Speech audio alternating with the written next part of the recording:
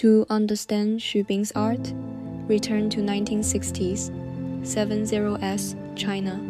Characters were everywhere, but not for reading, only for propaganda.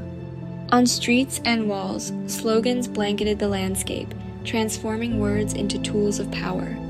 Then the Cultural Revolution ended.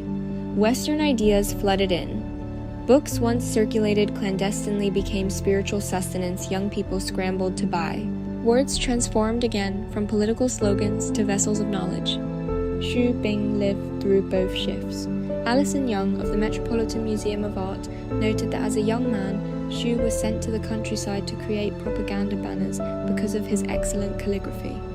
For him, writing was never private expression but collective tool from the outset. Thus, when he created the Book of Heaven in the late 1980s, he undertook a paradoxical endeavor. Employing rigorous traditional printing to produce over 4,000 fake characters that no one could recognize. They appeared more authentic than real ones, yet carried no meaning. Xu Bing remarked, "To engage with characters is to engage with the very foundation of culture. When words are stripped of meaning, only form remains, mirroring an era when characters crammed with meaning could be utterly emptied at any moment." This was Xu Bing's starting point, a young man who fundamentally questioned language itself. Xu Bing was born in Chongqing in 1955 and grew up in Beijing. In 1977, he entered the Central Academy of Fine Arts. Woodcut printmaking, the most unadorned art form, became the foundation for all his later creations.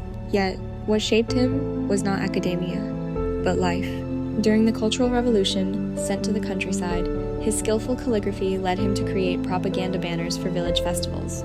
This was his primal encounter with words not as art, but as labor. In 1990, Xu relocated to the United States. An intellectual revered in China, he became functionally illiterate overnight. He couldn't speak English, decipher signs, or order food. This state of thinking like an adult but communicating like a child became the pivotal turning point in his career. Xu later reflected, "Our relationship with the world is fundamentally mediated through language. When you lose that connection, the world becomes alien." From the cultural crevice between China and America, Xu became an eternal observer, standing at the boundary of two languages, watching how people on both sides attempt to understand and misunderstand each other. Xu Bing's works first captivate through materials. He employs ancient mediums, wood, paper, ink, yet behind them lies profound contemplation of language. Consider the Book of Heaven. Over 4,000 characters, each hand carved from pear wood as movable type. Xu selected Ming Dynasty's Song typeface square, rigorous, devoid of emotion, reminiscent of official documents. Using traditional printing, he printed each onto rice paper, then hand-bound them into thread-bound volumes. These characters combined authentic Chinese radicals with components Xu created himself. They appeared utterly authentic, yet utterly meaningless. The Metropolitan curator noted this leverages Chinese characters' modular nature. Xu assembled an entirely new illusion using authentic components. Xu remarked, "Some feel familiar, yet you cannot name them. Some resemble characters, yet cannot be read. This familiar strangeness employs traditional materials to express absolute void." Now consider the Book of Earth. Materials shift to things we see daily but never notice public signage, emojis, computer icons. The inspiration came from a chewing gum wrapper. 3 images told, "Throw gum in trash." Xu wondered, if 3 images convey an action, could countless images write a novel? Since 1999, Xu collected symbols like an anthropologist, from airports, shopping malls, the internet. His principle, never invent, only use existing symbols. Only those in societal use qualify as language. Consider English square characters. The medium is Chinese calligraphy brush, ink, paper, yet the script is English. Xu reimagined 26 English letters into square blocks like Chinese radicals. What appears learning Chinese becomes writing one's native tongue upon picking up the brush, a mental brain teaser. Then came 2021's Xu Bing Tianshu rocket. Material became a 40-meter rocket covered in pseudo-characters from the Book of Heaven. On the 1st of February 2021, It launched from Juchuan. 2 minutes later, it crashed. Yet from failure emerged new material. The debris, reshaped by atmospheric friction and impact, became a work more powerful than human craftsmanship. At the crash site, a 8-meter crater formed resembling the lunar surface. Finally, 2022's Gravity Theater. Here, material consists of 1,600 aluminum alloy English square characters suspended from a 30-meter ceiling on a vortex-shaped steel structure.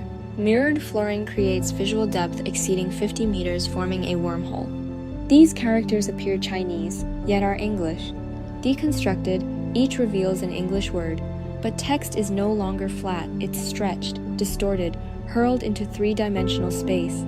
Standing at the base, gravity stretches text beyond legibility, yet mirrored reflection makes inverted characters readable. As visitors ascend, perspectives gradually restore text, though its entirety remains forever elusive. The work's ideal viewpoint hovers above the museum, unreachable and purely conceptual. From wood to aluminum, paper to rockets, Xu employs diverse materials to probe the same question. When text is distorted and perspective imperfect, how do we comprehend this world and each other? Xu creative process is often more awe-inspiring than his final works, for within it lies time, labor, and obsessive meticulousness. Take the Book of Heaven.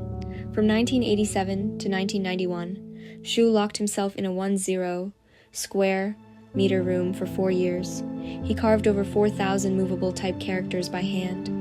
Each 2-centimeter character took half an hour to an hour. 4,000 characters, a craftsman's workload.